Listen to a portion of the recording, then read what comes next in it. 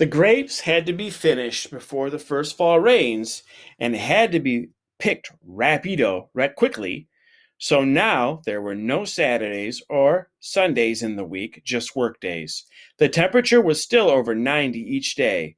So as soon as Isabel's bus left for school, Esperanza took the babies back to the cabin. She fixed their bottles of milk and let them play while she made the beds. Then she followed Hortensia's instructions for starting dinner before turning to the laundry.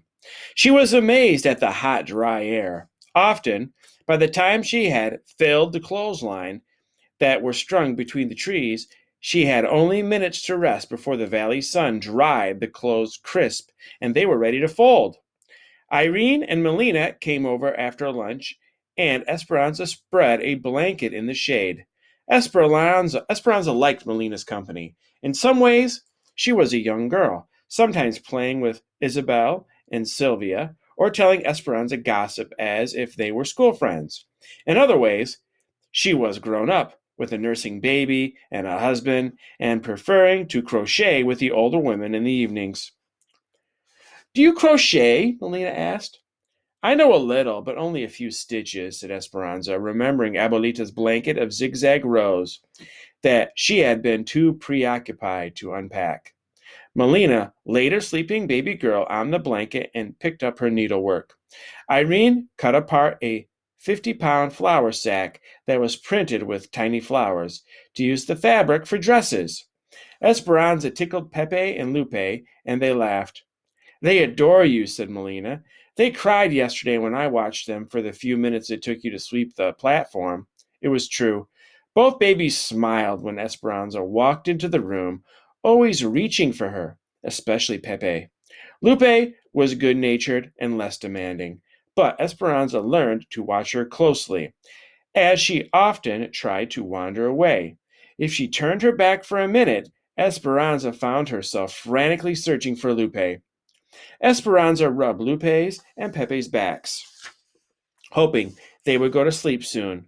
But they were restless and wouldn't settle even though they had their bottles.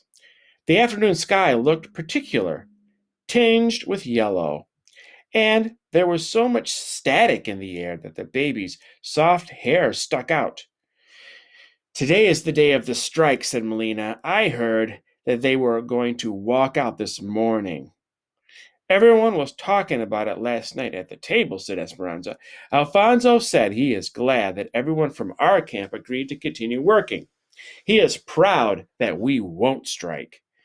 Irene continued working on the flour sack and shaking her head. So many Mexicans have the revolution still in their blood. I am sympathetic to those who are striking, and I am sympathetic to those of us who want to keep working.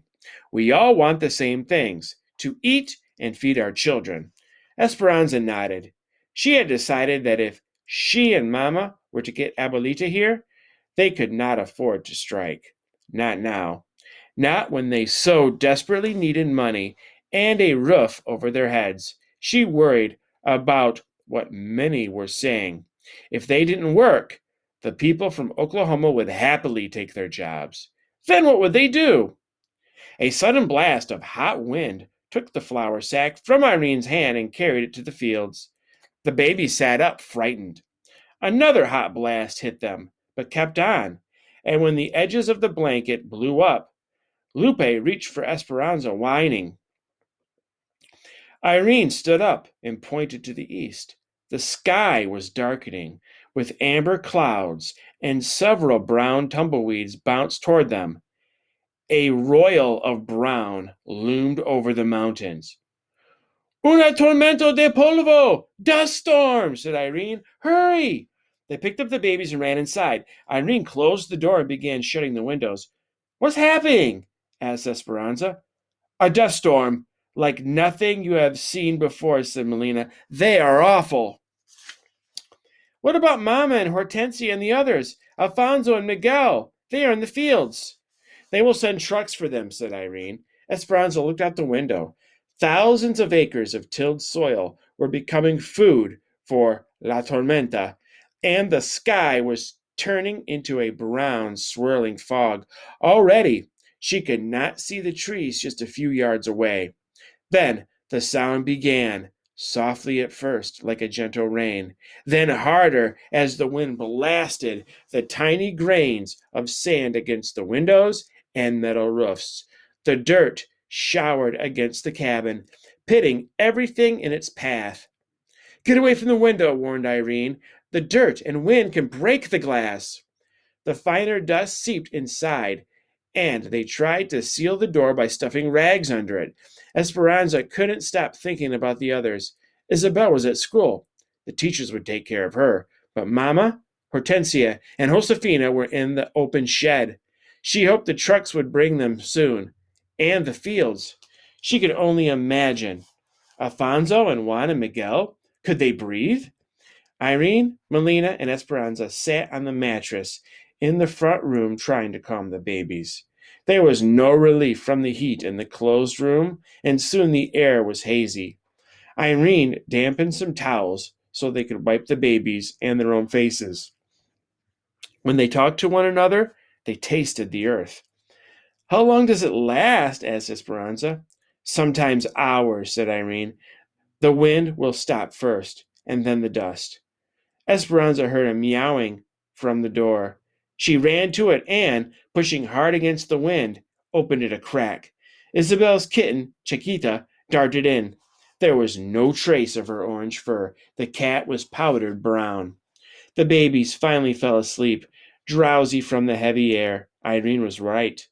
The wind stopped, but the dust still swirled as if propelled by its own power. Irene and Melina left with Melina's baby, covered beneath a blanket, and rushed to their cabin. Esperanza waited, nervously pacing the room and worrying about the others. The school bus came first. Isabel burst into the cabin, crying, Mi gata, Chiquita! Esperanza hugged her. She is fine, but very dirty and hiding under the bed. Are you all right? Yes, said Isabel. We got to sit in the cafeteria all afternoon and play games with erasers on our heads. But I was worried about Chiquita. The door opened again and Mamma walked into the cabin, her skin covered with an eerie brown chalkiness, and her hair dusted like the cat's fur. Oh, Mamma! I am fine, mija, she said, coughing. Hortensia and Josefina followed, and Isabel put her hands on her cheeks in worried surprise. You look like raccoons, she said. All of their faces had circles of pink around their eyes, where they had squinted against the dust. The trucks could not find their way to the shed, so all we could do was sit and wait, said Hortensia. We hid behind some crates and buried our heads, but it did not help much. Josefina took the babies next door, and Mama and Hortensia began washing their arms in the sink, making muddy water. Mama continued to cough. What about Alfonso and Juan and Miguel? Said Esperanza. If the trucks could not get to us, they could not get to the fields.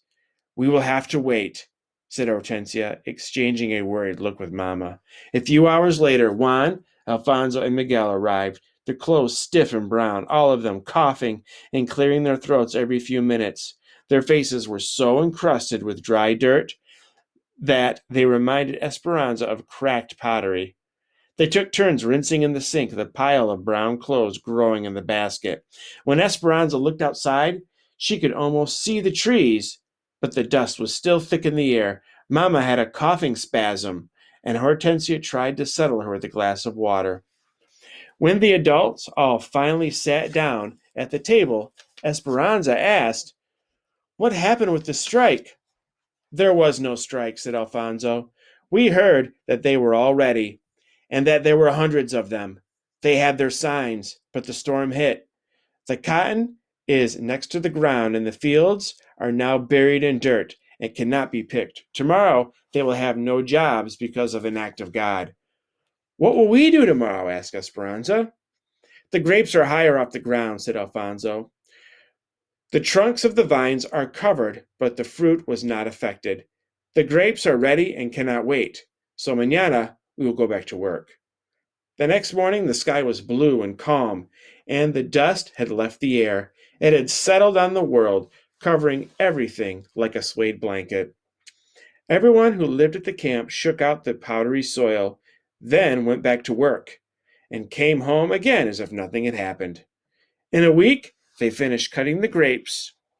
Then, while they finished packing the grapes, they were already talking about preparing for potatoes.